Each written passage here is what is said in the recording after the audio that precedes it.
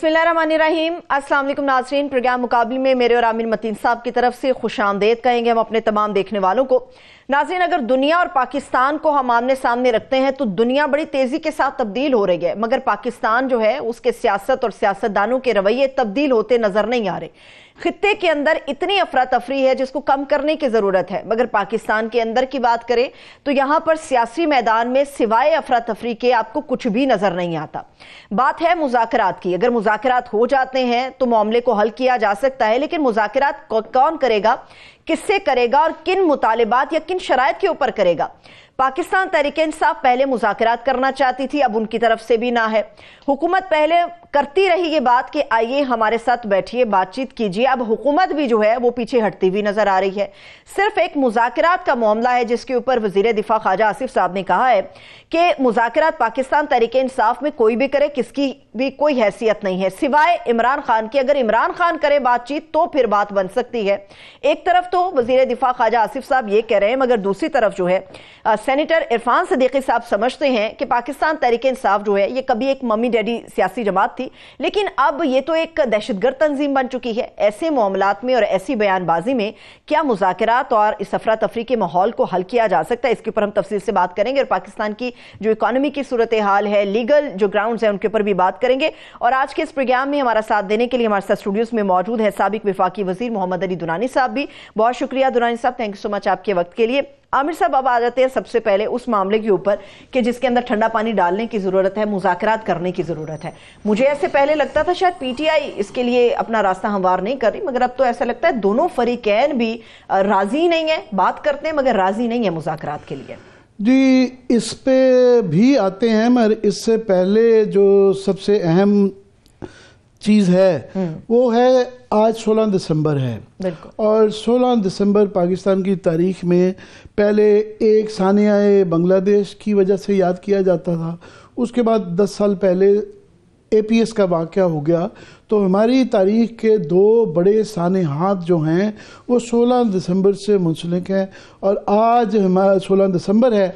तो इस पे बड़ी ज़रूरत होती है इस बात की कि हम इन दोनों वाक़यात को याद करें, सकूते ढाका भी और APS पेशावर का वाक़या भी। और उससे ज़्यादा अहम बात ये कि क्या इन वाक़यात से हमने कुछ सबक सीखा, क्या हम वो तारीख़ दोबारा तो नहीं दोहरा रहे, क्या वो गलतियां दोबारा तो नहीं हो रही।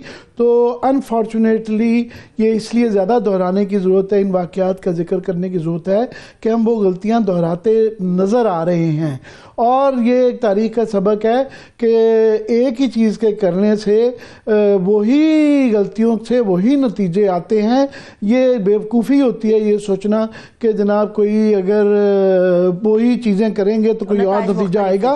तो हमने सकूते ढाका के जो लेसन थे कि आप किसी एक बहुत बड़ी अक्सरियत को आपने एलिनेट किया, आपने वहाँ पे उनके साथ जुल्म सितम किया, आपने उनके जो बुनियादी मसाइल पर था उसको ना सिर्फ कि उस पर गौर व फिक्र नहीं किया बल्कि उन पर जुल्म किया। और जुल्म की एक इंतहा आई जिसके अंदर वो एक आतिश फसां फटा, जब जिसकी वजह से आज वो भारत ने उसको इस्तेमाल किया और फिर उस सूरत में बांग्लादेश बन गया। उसके बाद फिर APS पेशावर के लेसन्स हैं कि वो हमने वहाँ पे दहशतगर्दी का पाकिस्तान की तारीख का बल्कि दुनिया की तारीख के इस तरह के बड़े कम वाक़यात हैं जिसके अंदर इतने ज़्यादा बच्चों की, मासूम बच्चों की जान गई, दहशतगर्दी थी। फिर उसके बाद से हमने बड़ी अच्छी बात थी कि तमाम पार्लियामेंटेरियन, तमाम पार्टीज़ ने बैठ के एक नेशनल एक्शन प्लान बनाया कि हम ये अपनी मुआशरे में से, हम अपने कवानीन में से, अपने इंतज़ामी ढांचे में से, अपने जुडिशल ढांचे में से ये चीज़ें हम करेंगे ताकि ये आइंदा ना हो। मगर आज बड़ी तकलीफ़ की बात यह है कि इर्द गिर्द देखें तो एग्जैक्टली हमें सकूते ढाका की गलतियां भी नज़र आती हैं। यहाँ भी एक अक्सरियत है, एक अक्सरियती पार्टी है और दहशतगर्दी के भी वाक़यात तवातर के साथ हो रहे हैं। मगर सियासी पार्टियाँ पार्लियामान, इंतज़ामी ढांचा, ये अपनी लड़ाइयों में, मार्केटाइयों में जिसका आप जिक्र कर रहे हैं, ये बहस को अगर सतही तौर पे इसके ऊपर बहस करेंगे कि जनाब कौन ने किसने किसके साथ बैठा, नहीं बैठा, क्यों नहीं बैठा, क्या एजेंडा है, क्या है, तो ये एक मैं समझता हूँ ये नहीं हल तलब भी नहीं है और बेवकूफ़ाना भी होगी। तो ये तनाजुर में, तो मैं चाह रहा हूँ मुझसे ज़्यादा तजर्बाकार और तारीख के ऊपर ज़्यादा अबूर हासिल रखते हैं दुरानी साहब, तो मैं दुरानी साहब ने इन्होंने मुझसे ज़्यादा करीब से 71 की इनकी याददाश्तें ज़्यादा होंगी। तो इस रोशनी में 16 दिसंबर की रोशनी में आज का ज़रा ऐसा बताइएगा कि कैसे उस तनाजुर में हम देखेंगे। बिस्मिल्लाहिर्रहमानिर्रहीम। आमिर साहब, दोनों वाक़े जो जिनका आज वैसे अजीब इत्तेफाक है, एक ही दिन पे हुए और दोनों जो है दिल खराश भी हैं और दुखी भी हैं। मैं आज शाम को वैसे ही बैठा सोच रहा था तो मुझे एक अजीब सी मुमासलत नज़र आई। वो ये है कि हमारे यहाँ शिकायत पाई जाती है बहुत ज़्यादा कि इस्टेब्लिशमेंट और वो इदारे वो जो हैं वो सियासतदानों के ऊपर अपने आप को इम्पोज करते हैं। लेकिन ये मशरक़ी पाकिस्तान के लिए तो शायद ठीक हो, लेकिन मौजूदा और मगरबी पाकिस्तान में उलट हिसाब रहा है शुरू से कि हमारे सियासतदान माशाल्लाह इतने ट्रेंड हैं अंग्रेज़ के कि वो हर दौर में अपने मफादात के लिए तमाम इदारों को, हत्ता के इस्टेब्लिशमेंट के तमाम इदारों को भी घसीट के अपनी पुश्त के ऊपर अपने इस्तेमाल में लाते रहे। और ये एक, अगर आप 71 से शुरू हो जाएं आज तक, आज भी वही सिलसिला जारी है। 71 में देखें कि कौन किसने कहा था कि नहीं जाऊंगा और कौन उसको सपोर्ट कर रहा था। मतलब याह्या खान के कंधों पे बैठ के जो हुकूमत आई, याह्या खान की को सियासत में सदारत के ख्वाब दिखा के जिन्होंने अपने आप को सियासी तौर पे रेलेवेंट बनवाया और उसके नतीजे में पाकिस्तान, मुजीब का चाहता था नहीं चाहता था, उस कंट्रोवर्सी में नहीं जाते, लेकिन पाकिस्तान को बज़ोर शमशीर तोड़ा गया और तोड़ने के बाद जो है फिर उसमें से अपने लिए इक़्तिदार निकाला गया। और अजीब, मैंने पाकिस्तान की तारीख को 2 अदवार में तकसीम किया है, इनकार आइन और तौहीन आइन। 71 से पहले मगरबी पाकिस्तान का वडेरा जागीरदार और यहाँ का जागीरदार ब्यूरोक्रेट जो है वो, या तनख्वाहदार जो हमारे तबकात हैं, उन्होंने आइन नहीं बनने दिया इस वजह से कि वो आइन बनता तो मशरकी पाकिस्तान के अवाम की मर्जी का बनता, और अगर उनकी मर्जी का बनता तो वो फिर वो ना होता जो ये चाहते थे। जिस घड़ी पाकिस्तान को तोड़ लिया, 73 में आइन बना दिया, गनीमत आइन बन गया, लेकिन अगले दिन इमरजेंसी भी लगा दी और फिर साल 2 में 6 तरमीम भी कर दी, और वो तरमीम सारी 26वीं तरमीम की तरह की थी, सिवाय एक तरमीम जो कि जरूरी थी कि मशरकी पाकिस्तान उसके अलावा अलहदा हो गया था, वो तरमीम लाजिम थी कि पाकिस्तान का हैयत बदल गई थी। बाकी 6-7 पहली 8 तरमीमों में से ज़्यादातर जो थी वो बड़ी ही कॉन्ट्रोवर्शियल थी, एक्सटेंशंस के लिए, ज़ाती इक़्तिदार के लिए थी, और वो तमाम बुनियादी हकूक़ के मुनाफी थी अक्सर, और अदलिया को सबसर्विएंट बनाने के लिए थी। वो जजों की ट्रांसफर्स भी उसमें शामिल थे। आप अगर जजेस की जो है जस्टिस याकूब की उसके अंदर करने के लिए एक पूरी आईनी तरमीम ले आए थे कि उनकी उम्र एज बढ़ाने के लिए, और मशरकी पाकिस्तान वाली तरमीम भी थी, ये यकीनी बनाने के लिए था वापस ना आ जाए, वो भी चले, उसको भी आगे। अच्छा, अब ये वो तरमीम थी। तो उस वक्त से देखें 54 साला हिस्ट्री, जिसे मैं तौहीन आइन की हिस्ट्री कहता हूं, उसके अंदर आप हर आज के लीडर को देख लें, वो हमेशा फौज के कंधों पे बैठ के आए। ज़ियाउल हक साहब मियाँ साहब को लेके आए, भुट्टो साहब को याह्या खान लेके आया, अयूब खान लाया, और अला हाज़ल क़यास आगे की एक लंबी हिस्ट्री, हत्ता कि 2018 तक आ जाए तो खान साहब भी उसी तरह आए जिस तरह ये आते रहे थे। अब ये हुआ है कि 24 के अंदर, मैंने आपको पहले भी कहा था कि मगरबी ये जो पाकिस्तान है हमारा, खा वो पंजाब हो, खा वो KPK हो, खा सिंध हो, खा बलोचिस्तान हो, यहाँ के अवाम बावजूद इस पे कोई सोशल मीडिया कहता है, कोई लीडरशिप को रोल देता है, कोई हालात को देता है, कि वो जाग गए हैं, वो ऐसे लगता है, मैं जब इलेक्शन से पहले फिर रहा था इन इलाकों में, मुझे ऐसे लगता था मशरकी पाकिस्तान में मेरे वालिद साहब फिर रहे हैं। वो जब वहाँ से आए थे बाद में दुख में जब कहानियाँ सुनाते थे तो वो उनकी बातें सुनाते थे कि वो किस तरह रिएक्ट करते थे हर गैर जमहूरी कदम के ऊपर, और किस तरह। और फिर मैंने जब 54 के आइन की पूरी कहानी पढ़ी, जो कि कभी लगा ही नहीं और हमारी तारीख से भी उसको निकाल दिया गया, वो उनकी मर्जी से बना हुआ आइन था और एक खूबसूरत आइन था जिसका हमारी तारीख में जिक्र नहीं। हमारे तारीख में 56 के आइन का जिक्र है जो कि तकसीम पाकिस्तान पाकिस्तान में 56 का हल्का सा जिक्र आता है, 54 ड्राफ्ट का जिक्र ही नहीं आता। और वो पाकिस्तान प्रिंटिंग प्रेस से छपा था, 3 खानदगियां मुकम्मल हुई थी और आखिरी खानदगी से पहले गुलाम मोहम्मद ने ब्यूरोक्रेटिक मार्शल लॉ लगा दिया। दूसरा इसलिए नहीं लगाया कि शायद जनरल उस वक्त वो अंग्रेजी था या कोई अंग्रेज था तो उसने लगाना नहीं था, तो उन्होंने ब्यूरोक्रेटिक मार्शल लॉ लगाया और अला हाज़ल क़यास फिर आज तक यही सिलसिला है।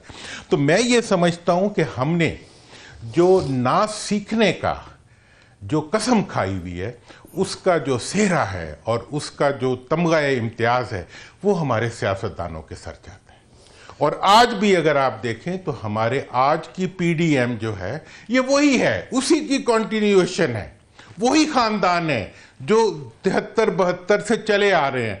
और इन्होंने आज कसम खाई हुई है कि पाकिस्तान के अवाम को उनके वोट का हक जो है हमने नहीं देना, और अगर वो इंसिस्ट करेंगे तो उनको किसी से लड़वा देंगे, उनको मरवा देंगे, उनको दबवा देंगे, उनको हटा देंगे, लेकिन हम माजी से सबक नहीं सीखे। ये जिन सियासतदानों की बात कर रहे हैं, एक सीनियर सियासतदान हमारे साथ भी हैं, उनको भी जरा शामिल करते हैं। इस वक्त फवाद चौधरी साहब ने भी ज्वाइन किया। चौधरी साहब बेहद शुक्रिया आपके वक्त के लिए। जी आमिर साहब। बिल्कुल, मैं फवाद चौधरी साहब कहूँगा, मगर मैं एक ज़रूर कहना चाहूँगा कि दुरानी साहब के साथ कि ये बिल्कुल सियासतदानों का एक बहुत कंट्रोवर्शियल रोल रहा जो है, मगर उतना ही हमारी इस्टेब्लिशमेंट का रहा, उतना ही हमारी अदालतों का रहा, उतना ही हमारे ब्यूरोक्रेट्स का रहा। तमाम ही तबकात ने अपनी कहीं ना कहीं जो है कमियां बेशियां की, और ये बहस ज़रूर है ये किसकी ज़्यादा थी किसकी कम थी, मगर ओवरऑल एक मुआशरे के तौर पे, कौम के तौर पे हम सब ने गलतियां की। मगर हमारे निगरान हैं फवाद चौधरी साहब, अनवर महमूद साहब, वो 92 चैनल के साबिक वफाकी सेक्रेटरी रहे हुए हैं। वो 1 महीना पहले 16 नवंबर को 1971 में सकूत ढाका से पहले यहाँ आए थे।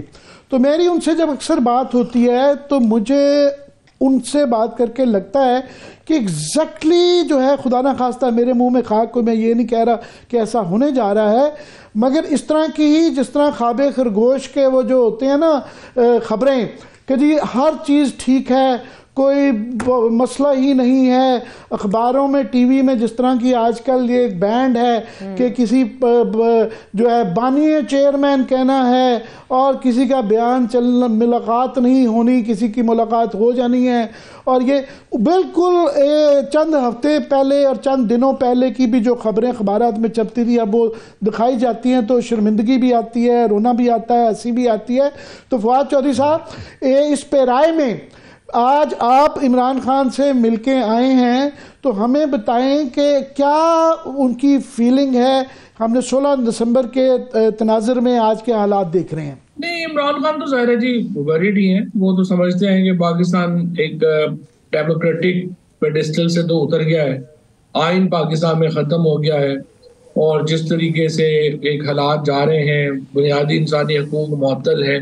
और इमरान खान समझते हैं कि सिर्फ पीटीआई को बाहर करने के लिए और उनसे एक बदले के लिए ये पाकिस्तान से जो खिलवाड़ है ये हुई है।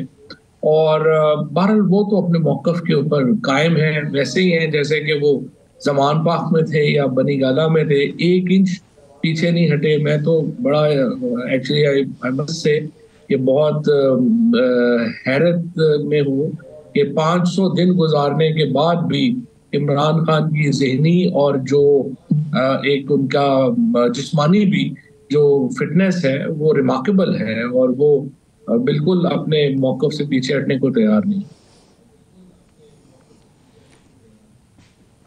चौधरी साहब, एक डिस्कनेक्ट तो ऑब्वियसली नज़र आता है कि उनकी महदूद मुलाकातें होती हैं। आज भी फॉर एग्ज़ाम्पल आपकी खुशनसीबी रही कि आपको मुलाकात का मौका मिल गया, बताया जाता है कईयों को नहीं मिला। तो वो जो बाहर हो रहा है, तो जो अंदर तक उन तक इतलाक कितने कि वो वेल इन्फॉर्म्ड हैं, क्योंकि बाहर एक पीटीआई के अंदर एक कैओस नज़र आता है फैसला साली में, फिर फैसलों की रोशनी में, अमल दरामद में, आपस में कोई कुछ कह रहा है, कोई कुछ कह रहा है, जिससे कि काम वर्कर बड़ा डिमोरलाइज्ड है। तो उन तक आपको क्या फीलिंग हुई? उन तक उनको इदराक है कि बाहर ये क्या इस वक्त अफरा तफरी पार्टी में चल रही है? अच्छा, पहली बात तो ये है कि हमारी मुलाकात कोई स्पेशल मुलाकात नहीं होती। हम तो उनके साथ को एक्यूज्ड हैं बेशुमार जाली मुकदमों में, और इस मुकदमे में भी जो है वो हम को एक्यूज्ड हैं। तो जब ट्रायल चलना होता है तो वो मजबूरी होती है कि सारे मुल्जमान जो है वो जज के सामने हो, और उसमें भी बड़ा खुफिया रखा जाता है। जो सहाफ़ी हैं वो या तो चुने हुए होते हैं 4-5, या आते नहीं हैं, और बाकी जो लीडरशिप है मेरा ख्याल है वो आ सकती है। कोई कई जो लॉयर्स वगैरह हैं उन्होंने कोई एफर्ट नहीं की आने की, वरना वो आ जाते। दूसरी बात ये है कि इमरान खान काफ़ी वेल इन्फॉर्म्ड है। उन्हें कोई ये मुझे नहीं लगा कि वो वेल इन्फॉर्म्ड नहीं है, डिस्पाइट के एक तो अब अखबार उनको मिल रही है, लेकिन टेलीविजन का जो है वो मुझे बताया उन्होंने कि वो फिर काट दिया गया है, और वो मर्जी से किसी 5-5 दिन लाइट जो है वो उनकी बंद कर दी जाती है, फिर उनको जो है वो अखबार टीवी बंद कर दिया जाता है। सो एक ये मुस्तकिल आप समझिए कि एक मेंटल टॉर्चर देने के जो तरीके हैं वो बरते जाते हैं। लेकिन इमरान खान नंदलेस काफ़ी वेल इन्फॉर्म्ड है। बाकी अमर साहब, बात यह है कि देखिए पीटीआई का मरकज और महवर तो इमरान खान है। बाहर की लीडरशिप में या तो लीडरशिप जेलों में है, और यहाँ पे ठुड्डे मुक्के मार के उनको निकाल दिया गया है।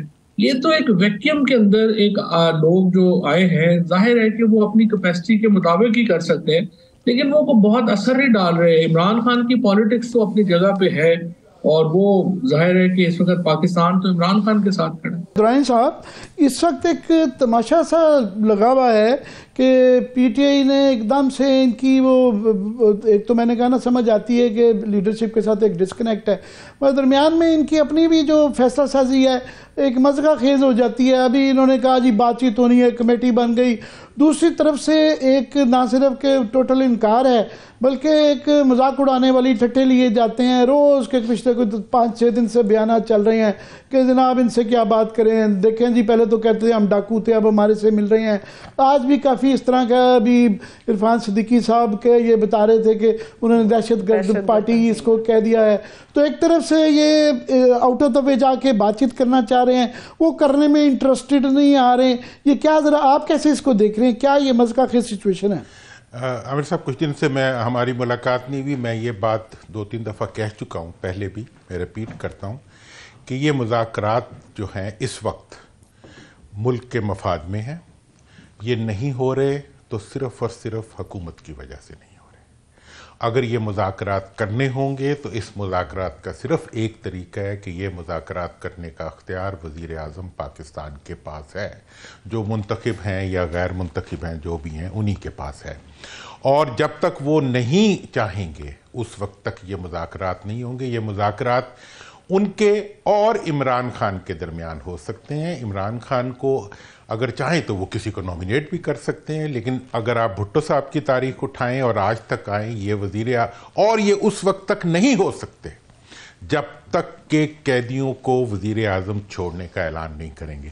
मैं तो आज ये बात तक कहना चाहूँगा कि इस वक्त पाकिस्तान के मफाद का तकाजा, पाकिस्तान को मईशत को बचाने का तकाजा और पाकिस्तान के अवाम को उम्मीद देने का तकाजा ये है कि फौरी तौर पर तमाम सियासी कैदियों को रिहा किया जाए, भले उनको ECL पे डालें। दुराई साहब, इसमें क्या होना चाहिए? इस पे तो आपका बड़ा एक कंसिस्टेंट वो स्टांस रहा है और मैं एग्री भी कर सकता हूँ, मगर 2 सवाल आ जाते हैं।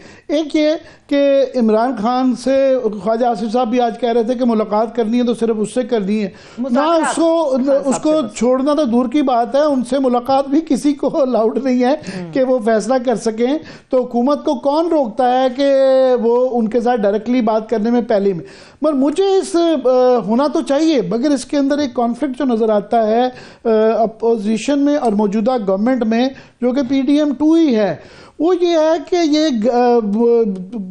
अगर बकरी जो है वो जो मिसाल दी जाती है घास से दोस्ती कर लेगी तो खाएगी क्या। ये हुकूमत इसी वजह से है कि PTI और उसकी लीडरशिप जेल में है।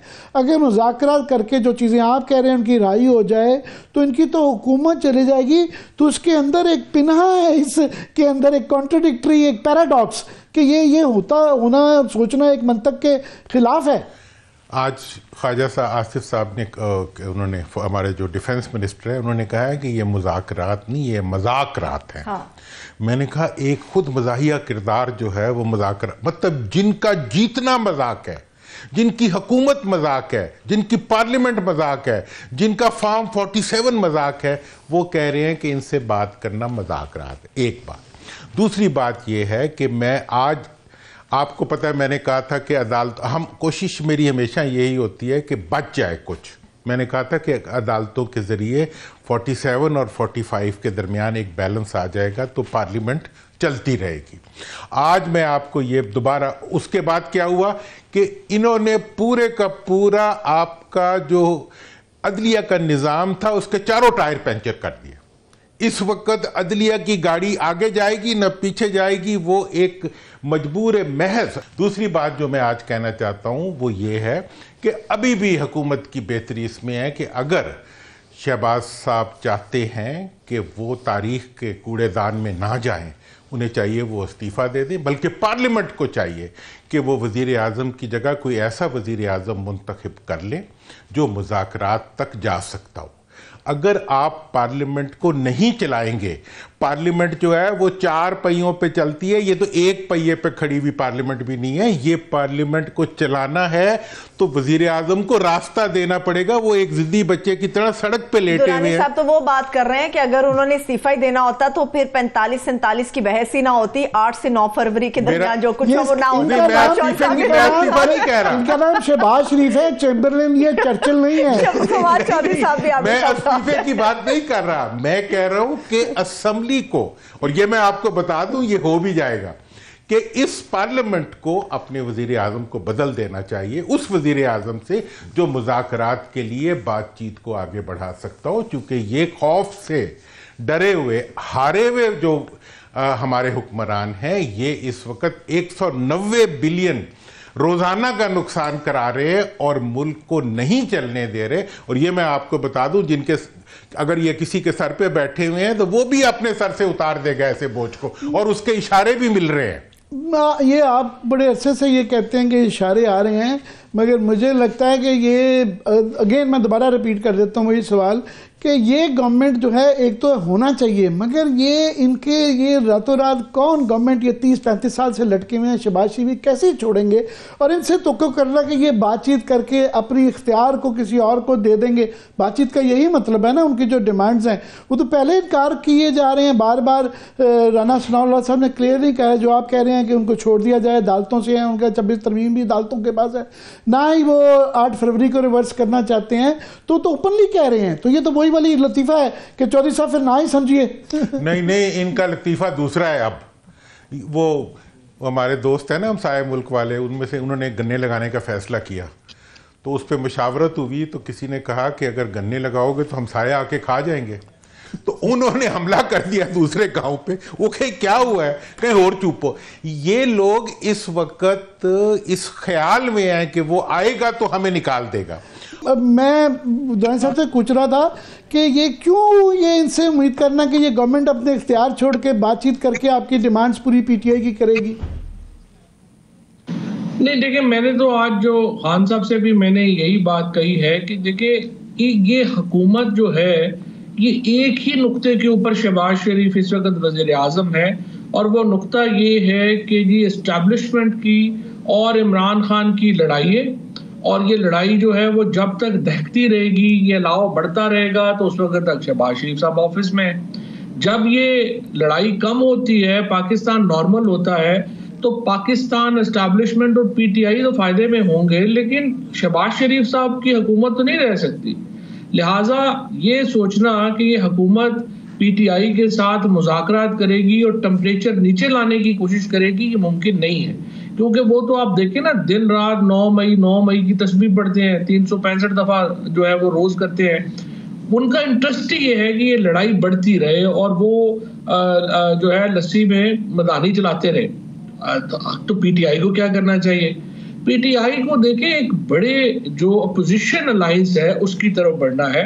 और जब तक आप मौलाना फजलुर रहमान साहब को, हाफिज नईम साहब को, पीर पगाड़ा साहब को, खकान अब्बासी साहब को, अख्तर मेंगल साहब को, महमूद अचकजई साहब को एक लड़ी में नहीं परो लेते, पीटीआई की पॉलिटिक्स जो है वो असल फेलियर जो है वो यहाँ पे आ रहा है। और खान साहब ने मुझे एग्रीड विद मी, उन्होंने कहा कि मैं तो पहले कहा है कि अलायंस की तरफ बढ़ना चाहिए, लेकिन जाहिर है पीटीआई में जो बाहर लीडरशिप है उसकी लिमिटेशंस है और उस इफेक्टिवली जो है ये अलायंस नहीं हो सका जिसकी तरफ जाना। मतलब असूलन तो पीटीआई को तो 9 फरवरी को तहरीक में जाना चाहिए था, अगर अकेला जाना था। वो 9 फरवरी को नहीं गए, वो मिस कर दिया। अब ये alliance is the only way forward और आई थिंक कल इमरान खान इस सिलसिले में डेफिनेटली कोई बात करेंगे। ठीक है। अच्छा फवाद शाह साहब, मुझे ये बताइएगा, पिछले काफ़ी दिनों से ये बहस बड़े ज़ोरों पर थी, जो कौमी हुकूमत की बार बार बात आ रही थी और आपको भी मैं सुन रही थी कि आप भी काफ़ी हद तक इसके हक में थे कि ऐसा होगा। इमरान खान साहब से आपकी मुलाकात हुई भी है, पाकिस्तान तहरीक इंसाफ के दीगर जो लीडर हैं उनसे भी, आपके सियासतदानों से भी बात होती है। तो पीटीआई शायद इस चीज़ के लिए रजामंद हो, मगर इमरान खान साहब के हवाले से आपकी क्या गट फीलिंग्स हैं कि खान साहब क्या किसी भी कौमी हुकूमत के लिए रजामंद होंगे ताकि इस पूरे मामले से निपटा जा सके या एटलीस्ट किसी सुलझाव की तरफ जाया जा सके? देखिए सर, ये तो पहले नवाज शरीफ इसके ऊपर माने ना। जब नवाज शरीफ मानेंगे तो फिर इमरान खान साहब से राय जो है वो ली जा सकती है। क्योंकि मेरी नज़र में द प्रॉब्लम इज, पाकिस्तान में इस वक्त प्रॉब्लम ये है, जिस तरह आप लोग अपने पहले हाफ में आमिर बात कर रहे थे, कि इस वक्त एक सिमरिंग है, यानी एक पूरी सोसाइटी जो है वो एक उबाल के ऊपर है। और ये जो 1971 का जो सानहा था उससे कई साल पहले से पाकिस्तान की सोसाइटी, कभी भी कोई अक्लमंद जो हुक्मरान होते हैं या लीडर होते हैं वो सोसाइटी को एज के ऊपर नहीं रखते। पाकिस्तान में प्रॉब्लम यह है कि हमने सोसाइटी को एक एज के ऊपर रखा हुआ है और कोई भी जो वाकया है वो बड़ा वाकया बन जाएगा और उसके में पाकिस्तान का बड़ा नुकसान हो सकता है। लिहाजा अहम बात यह है कि पाकिस्तान को नॉर्मलाइज किया जाए, टेम्परेचर नीचे लाया जाए। अब टेम्परेचर नीचे वो तो हुकूमत ने लाना है। आप देखें ना, वो बेचारे जो गरीब लोग पकड़े हैं उनको अदालत डिस्चार्ज करती है, वो पुलिस वाले बाहर बैठे हुए हैं, उन्होंने दोबारा उनको अंदर डाल दिया है। जज को जाना पड़ा प्रिजन वैन तक और कहना पड़ा कि जी मैंने ऑर्डर दिया, मेहरबानी करें अब इनको दोबारा ना पकड़े। ये तो पाकिस्तान में इस वक्त आइन और कानून की हालत है। तो ये जो एक बॉइलिंग पॉइंट के ऊपर जो सोसाइटी पहुंची हुई है, इसको नीचे लाने के लिए आप क्या तरीका इख्तियार करेंगे, उसके लिए आपको एक टाइम पीरियड चाहिए। National government is one idea, there can be other ideas. Primary जो एम है वो ये है कि आप टेम्परेचर नीचे लेके आए। Buck stops at Imran Khan के, अल्टीमेटली पीटीआई में फैसला उन्होंने करना है। तो आपकी क्या, जिस तरह इन्होंने कहा, गट फीलिंग, आप आखिरी आदमी है जो मुलाकात करके आए हैं, तो क्या ये जो बातचीत का तकरीबन एक फेल्ड एफर्ट था, इसके बाद अब वो क्या मसामत की तरफ गामजन रागिब नजर आए हैं या अभी भी मजीद बातचीत की तरफ कोई और एक्सप्लोर किया जाएगा? नहीं, ये बातचीत का जो मामला है ना, ये थोड़ा मिसकम्युनिकेट हुआ है। ये जो कमेटी बनाई गई थी, इसका मकसद हुकूमत से मुज़ाकरात करना सानवी था। इसका बुनियादी मकसद था कि वो जो अपोजिशन की पार्टीज हैं उनको एक पेज पे लेके आएगी। और ये जो मैंने जैसा आपको नाम गिनवाए हैं, इस कमेटी आप ये कह रहे हैं कि ये इस कमेटी का जो हमें बताया गया मीडिया को कि ये हुकूमत से बात करे, इनका जो इनको दिया गया था टास्क वो अपोजिशन की पार्टीज एलाइज को अपोजिशन के इकट्ठा कर रहा था, आप ये कह रहे हैं?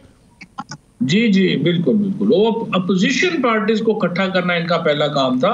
उसके बाद ये था कि अगर उस दौरान हुकूमत से भी हो जाए तो वो सही है, बट इसका जो मेन थीम है वो अब भी अपोजिशन पार्टीज को इकट्ठा करना है और उनके साथ एक जो है वो अपने एक TORs बनाने हैं, चीजें बनानी है, उसके ऊपर उन्होंने काम करना है और वो काम कर रहे हैं। और कल देखते हैं कि खान साहब इस पे आगे क्या गाइडलाइन देते हैं। जी दुरानी साहब, आप मौलाना फजलुर रहमान के साथ भी राब्ते में रहते हैं, बाकी भी अपोजिशन के लीडरान के साथ रहते हैं। ये एफर्ट किया गया, ये भी बैक एंड फोर्थ चलता है, एक स्टेप आगे 2 स्टेप पीछे जो है, ये कहीं ना कहीं रुक जाता है। इसके अंदर आपको लगता है कि कोई इम्कान है कि ये पहिया आगे चल सकेगा? देखें, जो फवाद ने बात की है ना, वो सारी की सारी बड़ी रियलिस्टिक एक पॉलिटिकल माइंड की अप्रोच है। मैं ये समझता हूँ, मैंने इस पे काम भी किया है और मैं मुसलसल काम कर भी रहा हूँ और हम सभी कर रहे हैं। और मेरा ये ख्याल है कि ये इस वक्त अलायंस से आगे तो बात अलायंस तक जाना शायद वक्त की ज़रूरत नहीं है। एक मुत्तफ़िक का लाहे अमल ऑपोजिशन का बनना जो है वो एक ऑब्जेक्टिव है। लेकिन उस ऑब्जेक्टिव में एक बात और भी है, वो ये है कि जितनी जैसे वो GDA है, जमात इस्लामी है, ये पार्टियां जो हैं इनका मौक़िफ़ हुकूमत के बारे में ज़्यादा शदीद है। वो कहते हैं कि ये लेजिटिमेट ही नहीं है, इनसे बात क्यों की जाए। इवन जो 26 अमेंडमेंट के बारे में जो उनके साथ निगोसिएशंस हुई, उसके ऊपर शदीद रिजर्वेशंस थी, जो उसके बाद हमने एक मीटिंग रखी हुई थी जो GDA की लीडरशिप ने भी कन्वे की, जमात इस्लामी की लीडरशिप ने भी कन्वे की। उन्होंने कहा जी जब आप कहते हैं कि ये मुंतखब ही नहीं है, हमने अपने मुंतखब लोगों को असम्बली में हल्फ नहीं उठवाए, तो आप उसके बाद जाके उन्हीं से मुज़ाकरात करते हैं, तो ये उनकी जेन्युइन कंसर्न्स है। तो मैं समझता हूं कि इसके ऊपर जब आगे चल के बात चलेगी, और देखें सिविल नाफरमानी की जहां तक बात है ना, पाकिस्तान में एक कुव्वत है जो पिछले 10 महीने से सिविल नाफरमानी कर रही है, वो हुकूमत है। हुकूमत ने आइन की नाफरमानी की है, हुकूमत ने कानून की नाफरमानी की है, हुकूमत ने अपने अख्तियार की नाफरमानी की है, और वो लोगों को जेलों में रख के हर उनके बुनियादी हकूक की नाफरमानी कर रहे हैं। इसलिए इस वक्त हुकूमत अपने आप के खिलाफ सबसे बड़ा किरदार खुद अदा कर रही है। और जहां तक ऑपोजिशन का ताल्लुक है, ऑपोजिशन इस वक्त वो वाहिद पार्टी है जो मेड इन पाकिस्तान है, इनका तो सब कुछ बाहर है। मैं फवाद से क्विकली लेना चाहूँगा। फवाद, ये अपोजिशन का आगे भी मौलाना फजलुर रहमान के साथ बड़ी कुर्बत बढ़ गई, PTI की बातचीत चल रही थी, फिर 26वीं तरमीम के अंदर देखा उन्होंने सबको ठुड्डा मार के जो है बड़ी शाना बिशाना उनके साथ मिलके 26वीं तरमीम पास कर दी, सभी ने मिलके पास कर दी। उसके बाद अब फिर वो कुछ थोड़े से नाला हैं कि जी मेरे वादे पूरे नहीं किए गए, तो वो उनका भी ये बैक एंड फोर्थ ही चलता रहता है मौलाना का। देखिए 26वीं वाली तरमीम में मौलाना का मौक़िफ़ ये है कि जो ओरिजिनल तरमीम थी, स्पेशली आर्टिकल 8 को जो ख़त्म किया जा रहा था, हमने उसको बचा लिया है, और कुछ लॉ और कुछ 2 के प्रिंसिपल के ऊपर हम लोग जो हैं वो इतने बुरे नहीं रहे जितना कि अगर वो तरमीम अपनी ओरिजिनल शक्ल में पे हो जाती तो वो बहुत ख़तरनाक थी। तो इसलिए मौलाना का मौक़िफ़ जो है वो मुख्तलिफ है इस बात पे। लेकिन मैं ये समझता हूँ कि मौलाना देखें कोई NGO तो नहीं चला रहे, वो पॉलिटिकल पार्टी चला रहे हैं, उनका अपना इंटरेस्ट है। और जिस तरह दुरानी साहब ने कहा, आपने तो देखना है कि कॉमन पॉइंट्स क्या है, मुत्तफ़िक़ा लाएमल, इसके ऊपर तो इत्तफाक है ना कि 8 फरवरी का इलेक्शन बदतरीन धांधली का इलेक्शन था।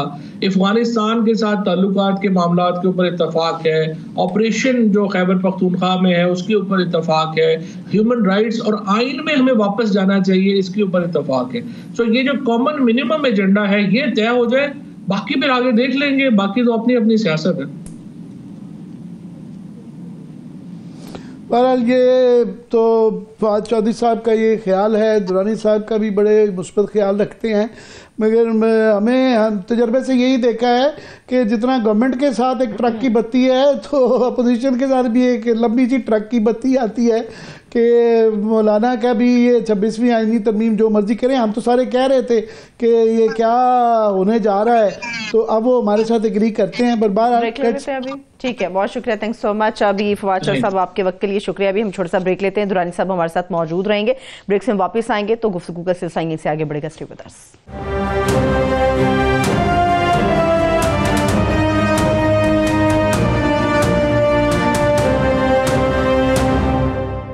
ब्रेक के बाद एक मरतबा फिर से खुश आमदेद कहेंगे। सियासी तो गुफ्तगू जारी रहेगी, मगर जो अदालती मामलात है उसके ऊपर भी हम गुफ्तगू करने जा रहे हैं। और अदालती मामलात के ऊपर बात करने के लिए माहिर कानून अबूजर सलमान न्याजी साहब ने हमें ज्वाइन किया। बहुत शुक्रिया साहब, थैंक्स सो मच आपके वक्त के लिए। वो टू यू जी अबूजर, मैं ये इस वक्त जो पहले जो उम्मीद थी हमें कि या अफरीदी साहब आ गए हैं तो चीफ जस्टिस, तो अभी मामला जो है ना सुलझ जाएंगे, वो उम्मीदें हमारी टूटती जा रही हैं।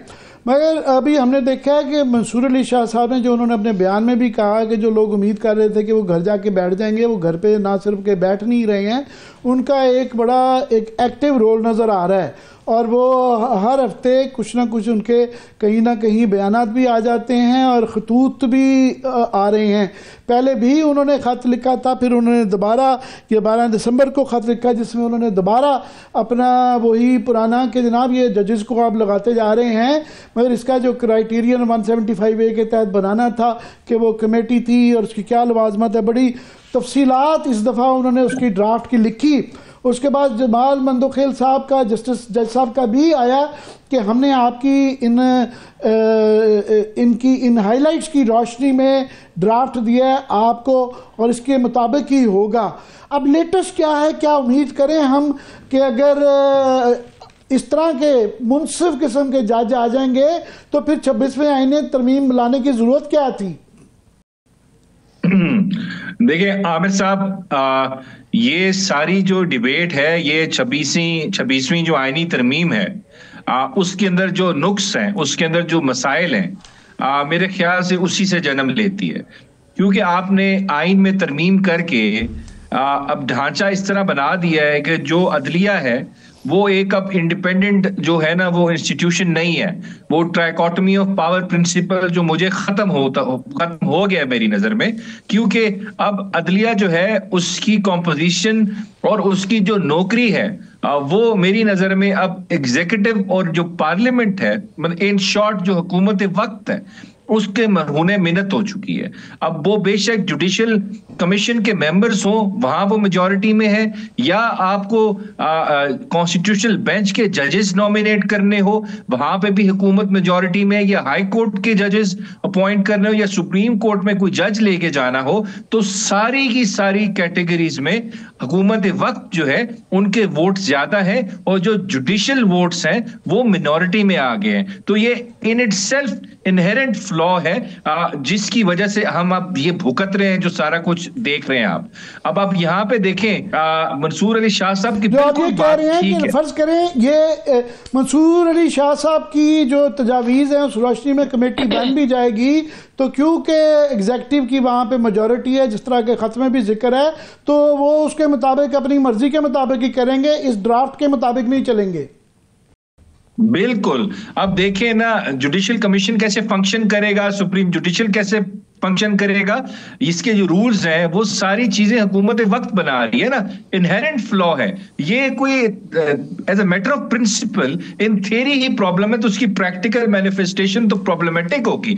जहां तक मंदोखेल साहब की बात है, देखिए वो ये बात तो कर रहे हैं, लेकिन वो उसी कॉन्स्टिट्यूशनल बेंच में बैठे हैं। क्या उन्होंने ये फैसला किया या उन्होंने इस पॉइंट पे बात उठाई कि जब तक 26वीं आईनी तरमीम जो है उस पर फैसला नहीं हो जाता हम लोग कॉन्स्टिट्यूशनल बेंच के केसेस नहीं सुनेंगे? लेकिन वो नहीं, उन्होंने उसको सुना।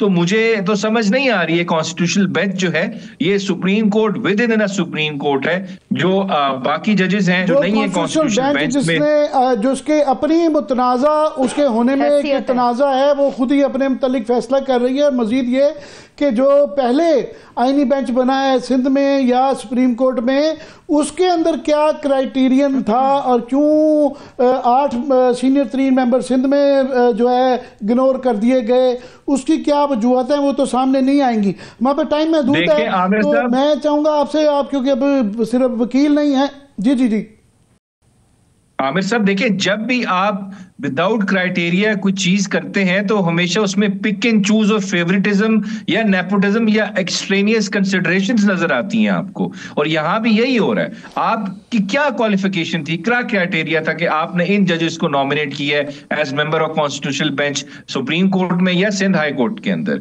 कोई क्राइटेरिया नहीं था। दैट मीन्स जो हुकूमत वक्त को पसंद है जो जजेस, वो उनको नॉमिनेट कर देंगे और वो उनके केस सुनेंगे।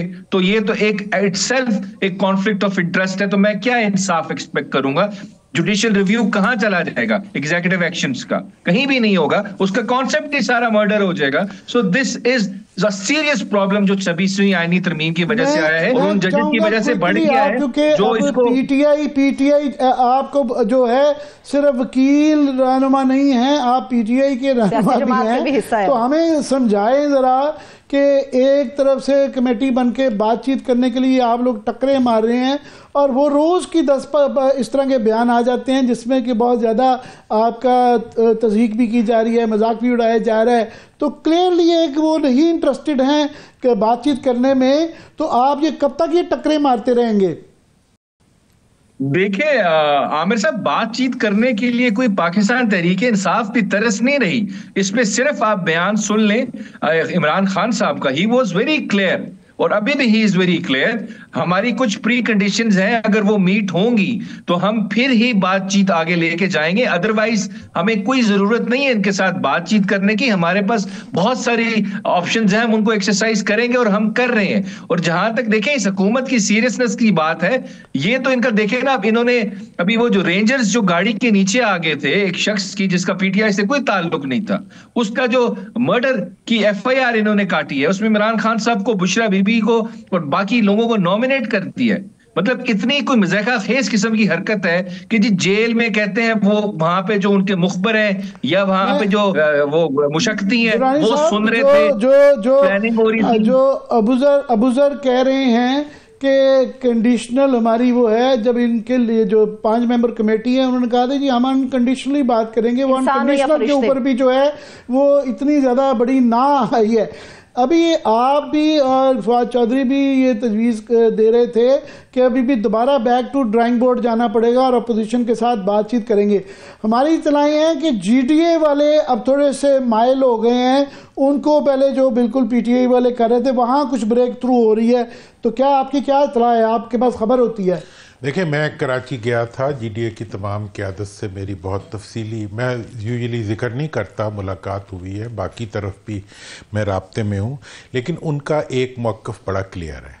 वो कहते हैं कि हुकूमत के साथ बातचीत से पहले हुकूमत को सियासी कैदी रिहा करने चाहिए।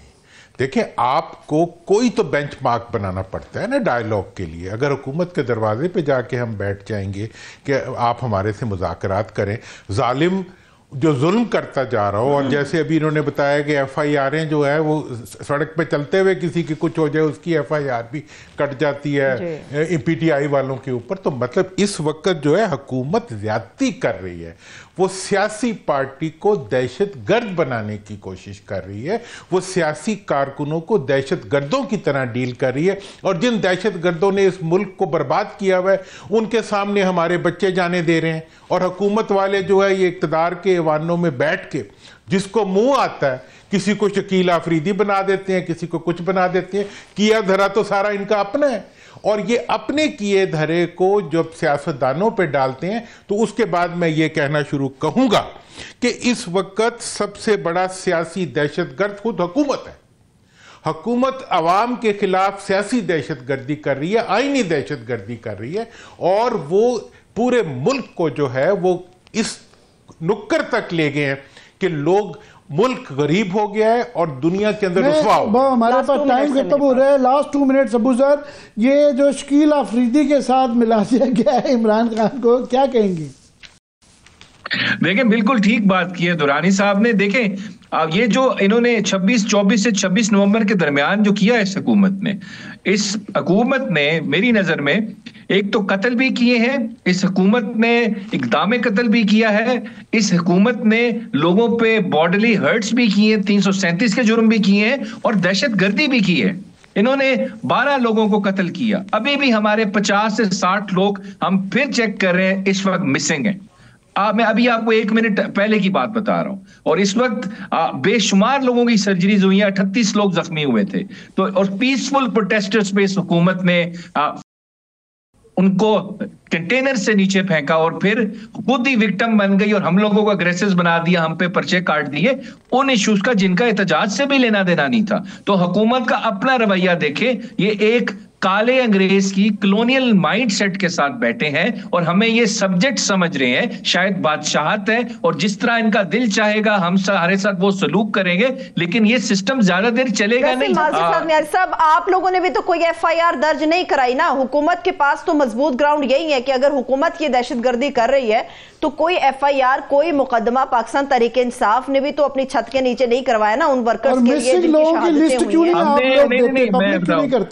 आमिर साहब, मैं अपडेट कर दूं, मैं करेक्ट कर दूं, हमने इस्तिखासा फाइल किया है। ये क्रिमिनल कंप्लेंट है, सेक्शन 200 CRPC के तहत ये FIR ही होती है। हमारी वो प्रोसीडिंग्स हो रही हैं, स्टार्ट हो गई हैं, क्योंकि हमें पुलिस पे एतबार नहीं, हमने फिर जुडिशरी से मेरे पास वक्त बिल्कुल बाकी नहीं बचा, लेकिन अबूजर सलमान नियाज़ साहब इंशाल्लाह दोबारा आपको जरूर जहमत देंगे ताकि आप अपने पॉइंट को क्लियर कर सके। माजरत के साथ में वक्त बिल्कुल खत्म हो गया। बहुत शुक्रिया आपके वक्त के लिए, बहुत शुक्रिया दुरानी साहब आपके कीमती वक्त के लिए। Thank you so much. Aamir साहब इजाजत दीजिए, अपना बहुत सा ख्याल रखिए, खुदा हाफिज।